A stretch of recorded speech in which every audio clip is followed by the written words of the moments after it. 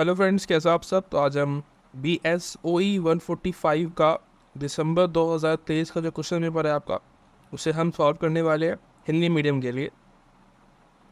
तो ये जो क्वेश्चंस है ये प्रीवियस ईयर में आए हुए हैं, इसीलिए ये इम्पॉर्टेंट भी हो जाते हैं हमारे लिए। ठीक है, तो एग्ज़ाम्स में आने की पॉसिबिलिटीज़ बहुत ज़्यादा होती है ऐसे क्वेश्चंस की जो जस्ट अभी कुछ महीनों पहले या पिछले ही साल आए हुए हैं। ठीक है, तो ये दिसंबर 23 में आए थे, तो उस हिसाब से 24 में जो अभी आपका एग्ज़ाम होने वाले हैं ना दिसंबर में, पॉसिबिलिटीज़ हैं कि शायद वहाँ पे भी कुछ क्वेश्चंस आ जाएं। ठीक है, तो अगर एक दो क्वेश्चन भी आ जाते हैं तो काफ़ी ज़्यादा मतलब हमारे लिए फ़ायदा हो जाता है कि हमें आंसर्स पता होते हैं उसके। ठीक है, पहले से ही तो ज़्यादा सोचना नहीं पड़ता हमको, फिर हम डायरेक्टली लिखना शुरू कर सकते हैं।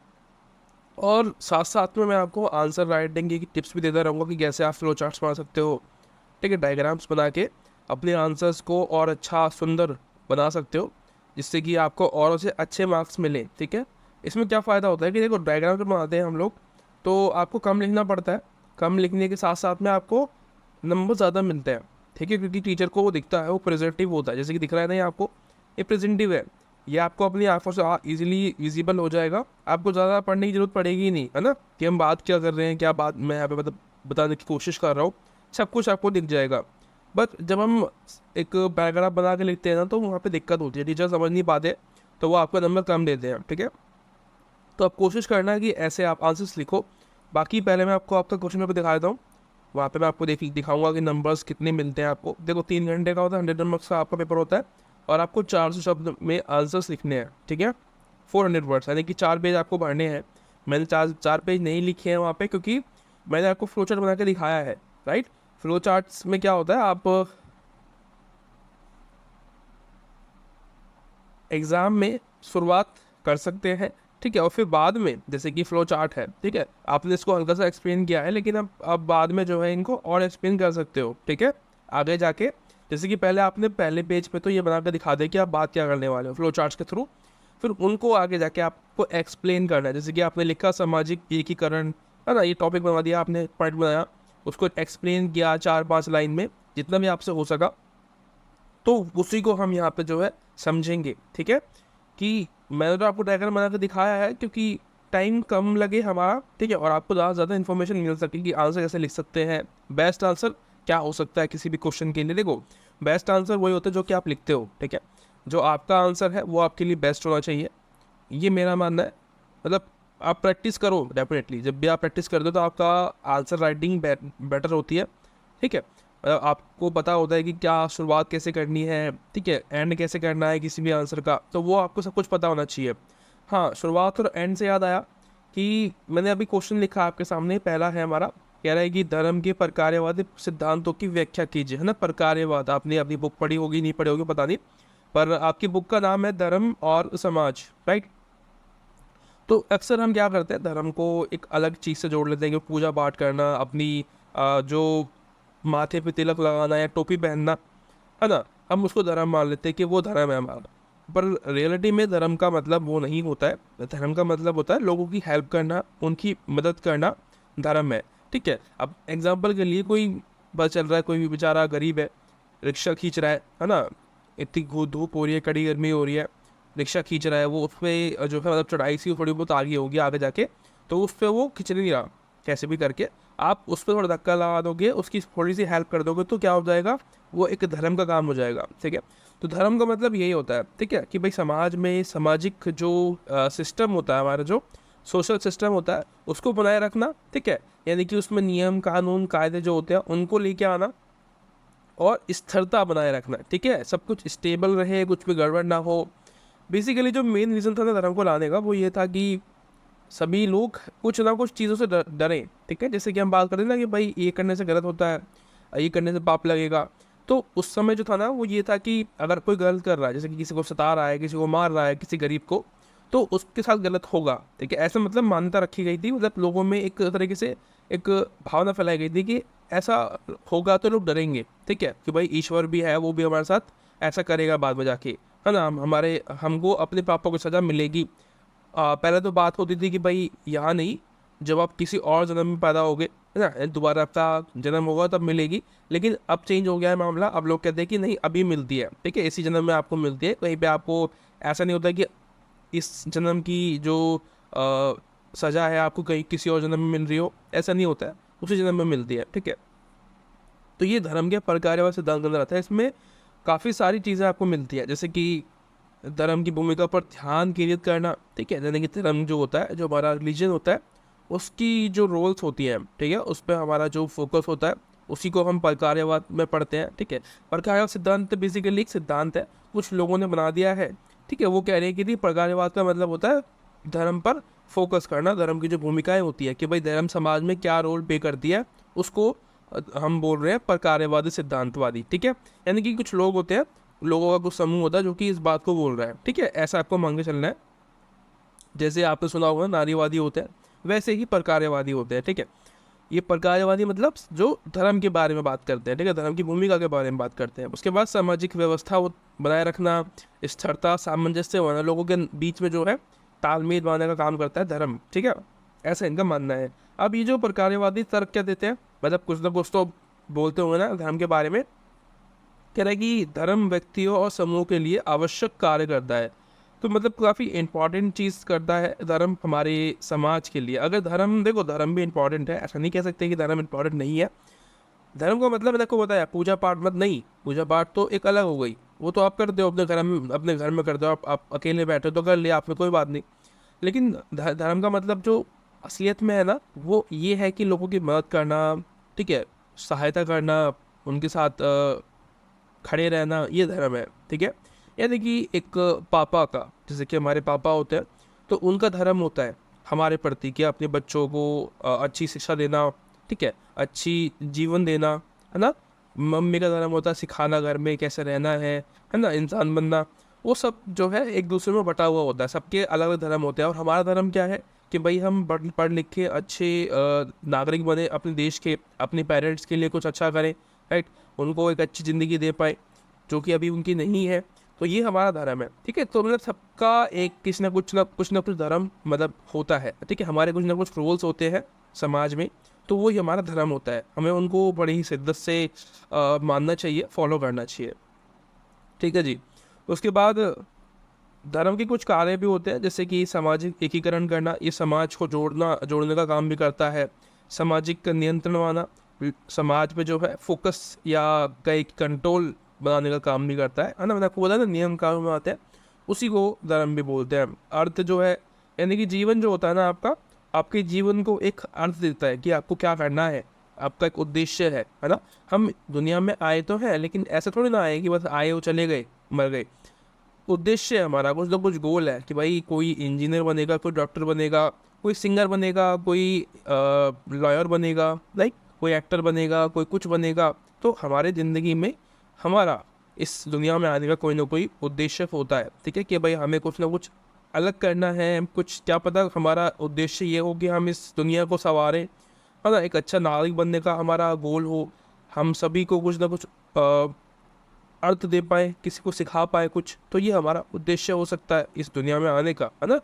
उसके बाद सामाजिक एकजुटता होना, ये भी है कि भाई समाज में धर्म जो होता है वो लोगों में एकजुटता पैदा करता है, ठीक है, लोगों को जोड़ने का काम करता है।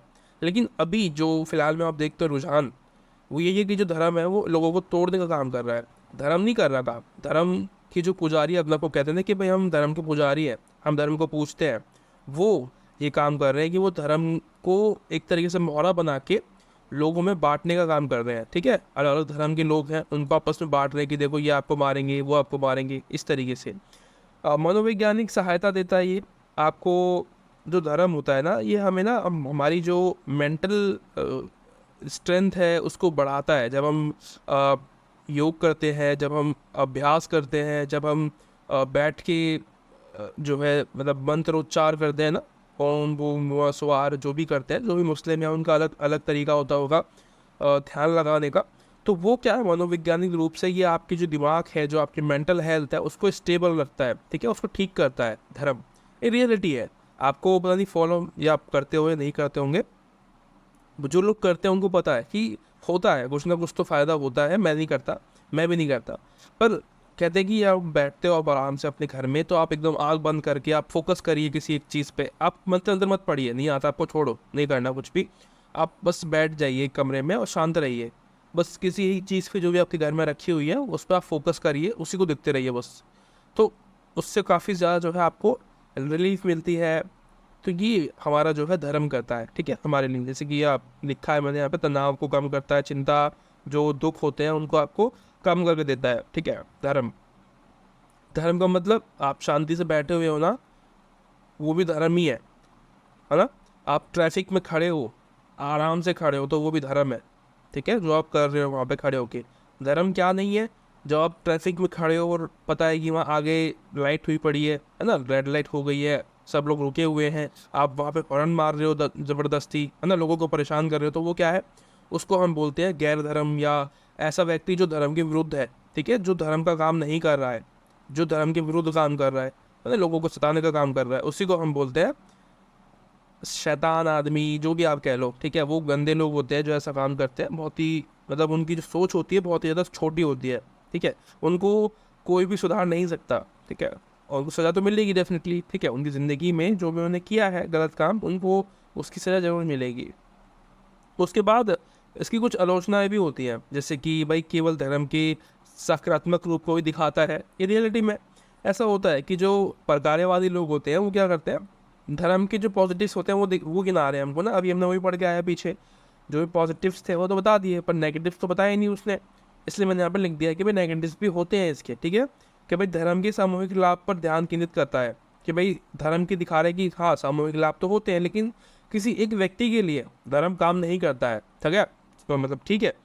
देखो एग्जाम्पल के लिए, जैसे कि मैं पर्सनल हूँ, अगर मैं धार्मिक व्यक्ति नहीं हूँ, मुझे पसंद नहीं है धर्म वरम में विश्वास रखना, तो जो धर्म है वो मेरे लिए बुरा काम करेगा, ठीक है। जो लोग हैं ना, जो समाज है, वो मेरे को उस नज़र से देखेंगे कि ये व्यक्ति बेकार है, इस समाज का नहीं है, इसको इसका हुक्का पानी बंद किया जाए, इस तरीके से। यानी कि जो धर्म है ना, वो समाज में जो समूह होते हैं, जो ग्रुप्स होते हैं, उनके साथ होता है, ना कि किसी एक व्यक्ति के साथ, ठीक है। संघर्ष समाज असमानता की अपेक्षा करता है, धर्म से जुड़े अनदेखे अनुभवों पर कोई चर्चा नहीं करता। यानी कि जो ऐसे अनुभव जैसे कि मेरे को हुए होंगे धर्म को लेके, कि भाई धर्म में क्या दिक्कत हो सकती है, कि धर्म लोगों को बांटने का काम भी करता है ना, लोगों में भेदभाव पैदा करता है। अब धर्म नहीं करता वो काम, वो बात अलग है, लेकिन धर्म कि जो गलत परिभाषा देने वाले जो लोग हैं वो ये वाला काम करते हैं, ठीक है। ऐसा क्यों होता है, क्योंकि लोगों को धर्म का असली मतलब पता ही नहीं है, और वो चाहते ही नहीं कि वो उनको पता चले। उनको क्या लगता है कि धर्म मतलब पूजा पाठ करना, बस इतना है धर्म का मतलब, इसके अलावा कुछ है ही नहीं।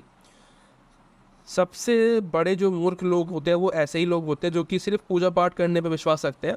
तो भाई पूजा कर ली, पाठ कर लिया, घर में बैठ गए, गीता पढ़ ली, कुरान पढ़ ली, बस उसको धर्म कह रहे हैं वो लोग। धर्म का मतलब ये नहीं होता है। धर्म का मतलब, अगर आपने बुक पढ़ी है कभी, किसने कुछ ना कुछ आप नॉलेज अपने ज्ञान की है, कहीं ना कहीं से कुछ ना कुछ सीखा है, तो आपने ये देखा होगा कि धर्म का मतलब कभी भी पूजा पाठ नहीं बताया गया है, ठीक है।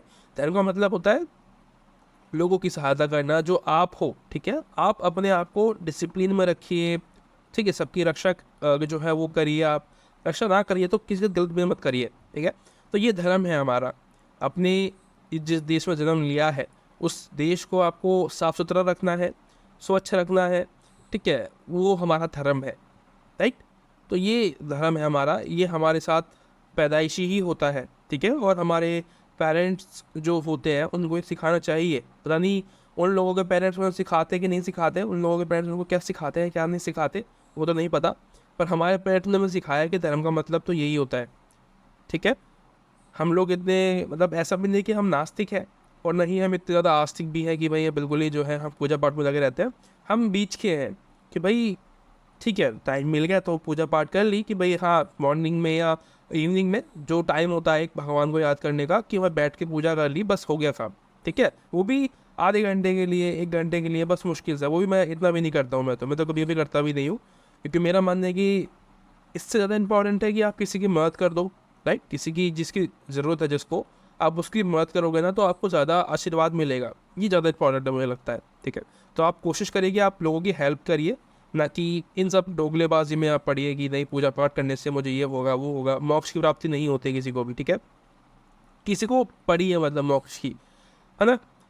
सब लोग तो गलत काम कर रहे हैं, है ना। आप हमने कुछ ना कुछ अपनी ज़िंदगी में कभी ना कभी कुछ गलत काम किए होते हैं, तो आप सोच लो कि आपको मोक्ष मिलेगा नहीं मिलेगा, पर ठीक है, दुनिया भर का झूठ बोलते हैं हम लोग ज़िंदगी में।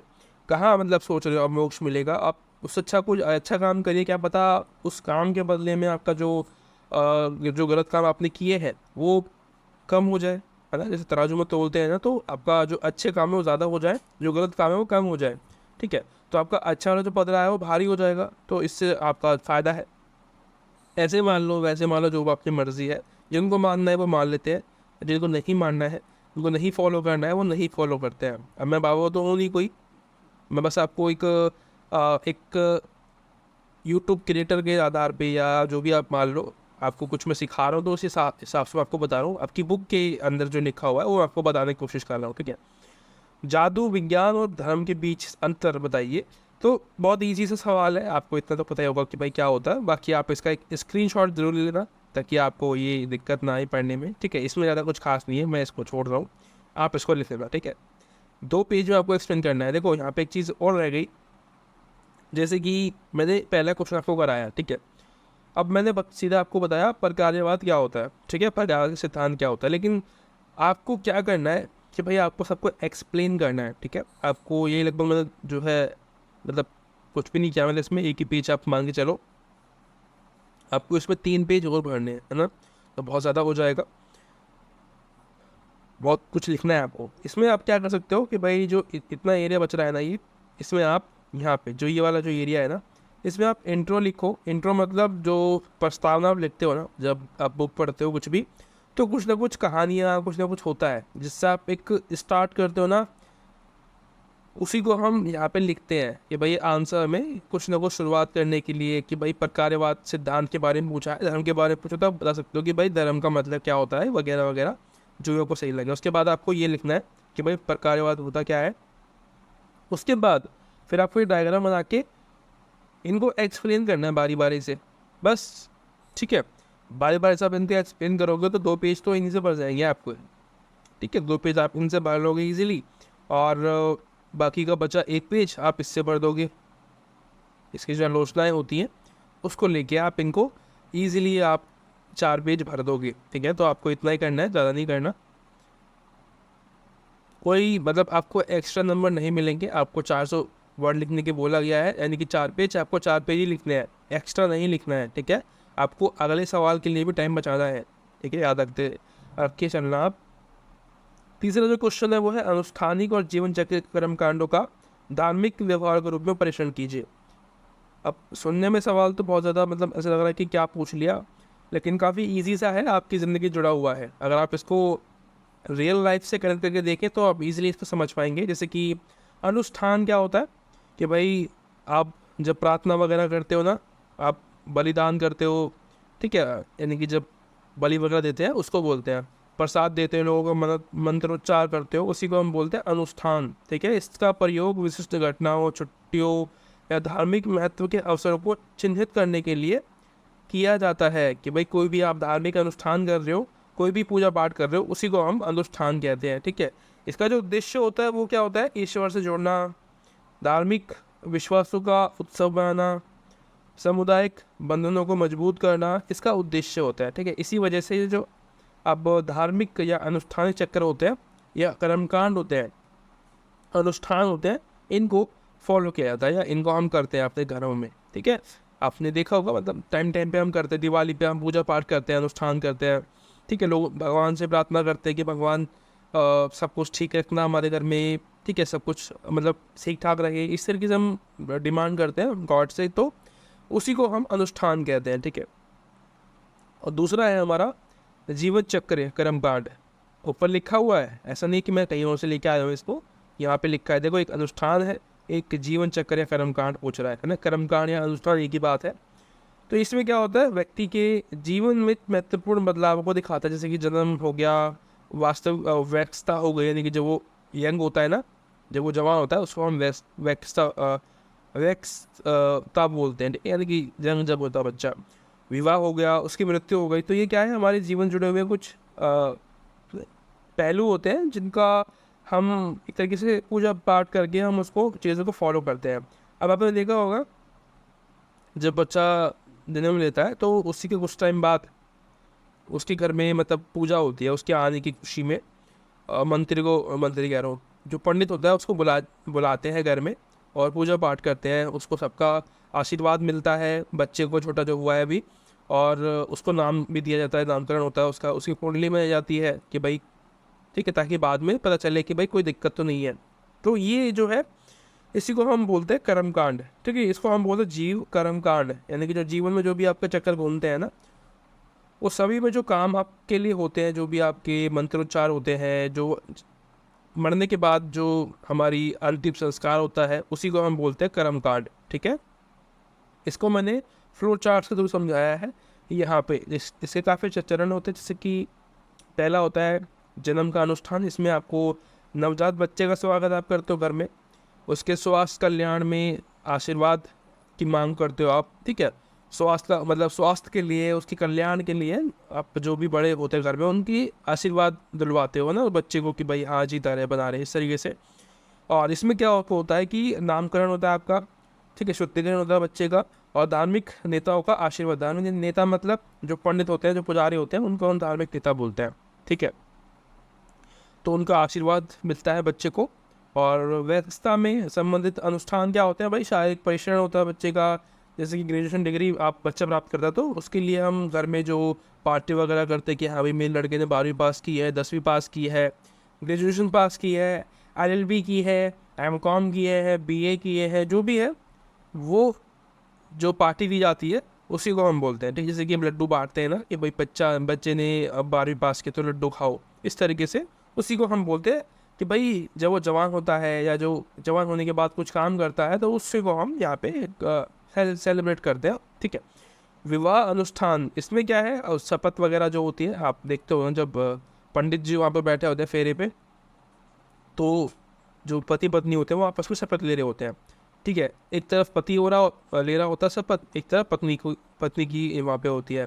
तो शपथ होती है, आशीर्वाद लेते हैं बड़ों का, ठीक है। कुछ कृत्य होते हैं वो किए जाते हैं, है ना, जैसे कि फेरे लेना, जो एक तरीके से रिएक्शंस होते हैं ना, जैसे कि चलना, फेर लेना, 7 फेरे जो होते हैं, और कुछ जैसे कि मंगलसूत्र पहनाना लड़की को, और सिंदूर लगाना, बाकी सारे काम होते हैं, उसी को हम यहाँ पे बोलते हैं। जैसे कि अब फिर घर में आने के बाद जो होते हैं लड़का लड़की जब घर में आ जाते हैं, लड़की के घर में आते हैं, तो अंगूठी वाला जो एक सिस्टम चलता है कि भाई उस अंगूठी को वो तरीके से पानी में डालते हैं, जो कि इनविजिबल, मतलब जिसमें कि अंगूठी दिखाई ना दे। फिर लड़का और लड़की उस अंगूठी को टूलते हैं पानी में, छोटे सा मतलब बाल्टी सी होती है उसमें डालते हैं, तो वो कृत्य होते हैं, ठीक है। तो इन्हीं को हम बोलते हैं कि भाई विवाह अनुष्ठान, ठीक है। उसके बाद मृत्यु अनुष्ठान होते हैं, जैसे कि जब व्यक्ति मर जाता है तो उसके बाद जो रीति रिवाज फॉलो किए जाते हैं कि भाई उसको लोग आते हैं बहुत सारे, पहले तो जब वो मरता है जिस दिन, तो सांत्वना देने के लिए आते हैं कि कोई बात नहीं, सबके साथ होता है, ठीक है, कोई मतलब किसी को रोक नहीं सकता जाने से, इस तरीके से बात होती है। और शिव प्रथाएं वहाँ पे आपको देखने को मिलती है, अंतिम संस्कार होता है, स्मारक सेवाएं होती है, पिंडदान जो है आपको मिलता है बाद में। तो जब अपने पूर्वज को याद करते हैं तो हम उनको पिंडदान के रूप में याद करते हैं, हम उनको पिंड देते हैं, पिंड का दान करते हैं। तो हमको लगता है कि जैसे कि कौवा वगैरह जो खा रहे हैं, जो भी एनिमल्स, जब बर्ड जो खाते हैं उस पिंड को, ठीक है, जो हम दान करते हैं, हमें लगता है कि हमारे पूर्वज उस रूप में आए हैं और उसको खा रहे हैं, ठीक है। लेकिन ऐसा शायद नहीं होता है, या होता है जो भी है, तो इसी को हम पिंडदान कहते हैं, राइट। उसका जो महत्व है उसकी बात करें तो भाई सामूहिक भागीदारी होती है, आध्यात्मिक परिवर्तन आपको देखने को मिलता है। यानी कि इसका जो इम्पोर्टेंस है दोनों चीज़ों का, वो ये भाई सामूहिक भागीदारी होती है, सभी लोग साथ में मिलकर यहाँ पे जो है पार्टिसिपेट करते हैं। अब देखो शादी में, देखो आप शादी में जब शादी होती है, 2 लोगों की शादी हो रही है, लेकिन लड़की वाले की तरफ से, लड़के वाले की तरफ से, दोनों की तरफ से उसके सारे रिश्तेदार आते हैं, जो भी जानने वाले होते हैं वो सभी आते हैं लगभग, ठीक है। तो क्यों आते हैं, देखो दिखाने के लिए आते हैं कि भाई देखो हमारी लड़की है, हमारा लड़का है, हम शादी कर रहे हैं, ये लड़की है और ये परिवार है, या ये लड़का है ये परिवार है इसका, ठीक है, इस तरीके से दिखाते हैं। तो ये एक तरीके से एक एविडेंस बन जाता है कि हाँ भाई इन दोनों की शादी हो गई है, राइट। तो ये शादी में जो लोगों को बुलाने का मतलब होता है वो ये भी होता है। हमें लगता है कि नहीं खाना खाना जाना है, खाना ही होता है, नहीं ऐसा नहीं होता। खाने के अलावा भी काफ़ी सारी चीज़ें होती हैं, हम देखते हैं जाके कि भाई लड़की कौन है, लड़का कौन है, और कहाँ है, कि कैसे रहते हैं, कौन सा घर है, ठीक है। यानी कि शादी में ही टाइम मिलता है लोगों को जाने का। उससे पहले किसको क्या मतलब है कि किसकी शादी हो रही है, सगाई क्या हो रही है, क्या हो रहा है, कुछ नहीं पता। शादी में जाते हैं, कार्ड मिलता है तो जाते हैं, अदरवाइज नहीं जाते हैं। कुछ लोग तो कार्ड मिलने के बाद में नहीं जाते हैं क्योंकि टाइम ही नहीं है लोगों के पास, राइट। तो ये आपको पता चलना चाहिए कि भाई क्या मतलब होता है, ठीक है। इंपॉर्टेंस होते हैं इन चीज़ों के। और जब हम बात करते हैं जब बच्चा जन्म लेता है तो उसकी एक तरीके से सेरेमनी होती है, गोद बाई वगैरह होती है, तो उसमें बुलाते हैं बच्चों को, मतलब बच्चे जो भी परिवार होते हैं उन सभी को बुलाता है कि वो बच्चे को आशीर्वाद दे सके, बच्चा एकदम मतलब स्वस्थ रहे हमेशा, इसलिए, ठीक है। तब लोगों को पता चल सके कि भाई हमारे घर में एक बच्चा पैदा हुआ है, लड़की या लड़का जो भी है वो हुए हैं, लोगों को पता चल सकते हैं, ठीक है। तो उसके बाद आता है आपका फोर्थ क्वेश्चन, कह रहा है कि धार्मिक बहुलता से आप क्या समझते हैं। धार्मिक बहुलता, अब देखो इसका इंडिया में आप रहते हो तो आपको इस शब्द से परेशानी नहीं होनी चाहिए मुझे लगता है, क्योंकि धार्मिक बहुलता मतलब जिस देश में इतने सारे धर्म हो वहाँ पे ये शब्द बहुत आसान सा है हमारे लिए, राइट। अब अलग अलग राज्य में आपको अलग अलग धर्म देखने को मिलते हैं, एक ही राज्य में दुनिया भर के धर्म है ना। अब हमारे इंडिया में पूरे देश में अगर हम बात करें तो हज़ारों की तादाद में धर्म है, अलग अलग छोटे छोटे बड़े बड़े हर तरीके के धर्म है। तो इसी को हम बोलते हैं धार्मिक बहुलता। इसको एक्सप्लेन किया हुआ मैंने यहाँ पे, ठीक है। इनको आप पढ़ लेना कि भाई ये होता क्या है, ठीक है। धार्मिक बहुलता का मतलब यहाँ पे बताया हुआ है। उसके बाद इसमें क्या होता है कि भाई विविधता के प्रति सम्मान आपको देखने को मिलता है। हाँ, इंडिया में आपको होगा, आप यहाँ पे रहते हो, इतने सारे धर्म में आपको सबका सम्मान करना है, ठीक है, आप करते हो।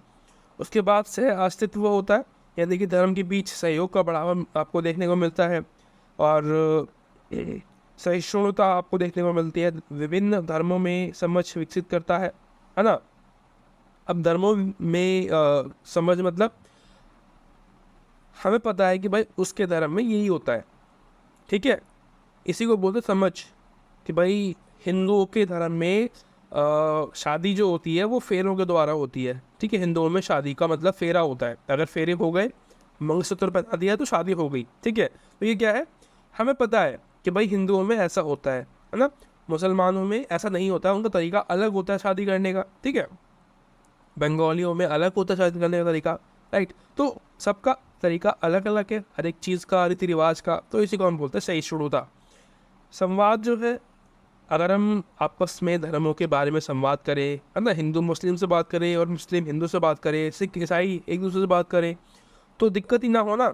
वो बताएगा एक दूसरे के बारे में कि भाई मेरे धर्म में ये होता है ना। तो हमें ना एक जागरूकता पैदा होगी कि भाई हाँ इसके धर्म में ये होता है, कोई दिक्कत नहीं है भाई, हमारा भी धर्म है, हमारे धर्म में भी कुछ ना कुछ होता है, इसके में भी होता है, क्या दिक्कत है। अब वो भी फॉलो करते हैं, हम भी फॉलो करते हैं, राइट। इसका मतलब ये नहीं है ना कि हम उसके धर्म की बुराई करने लगे कि भाई ये तो गलत है, इसके धर्म में ये नहीं होना चाहिए, ऐसा वैसा, ऐसा नहीं होना चाहिए, राइट। तो ये आपका आज का टॉपिक था छोटा सा। आशा करता हूँ वीडियो आपको अच्छी लगी होगी या नहीं लगी होगी, जो भी आपका कमेंट है मुझे ज़रूर बताना। और thank you so much video को यहाँ तक देखने के लिए। अगर आपके एग्ज़ाम में कुछ ना कुछ हेल्प हुई हो इस वीडियो से तो मुझे ज़रूर कमेंट करके बताना। मिलते हैं किसी और वीडियो में, तब तक के लिए bye bye, thank you so much.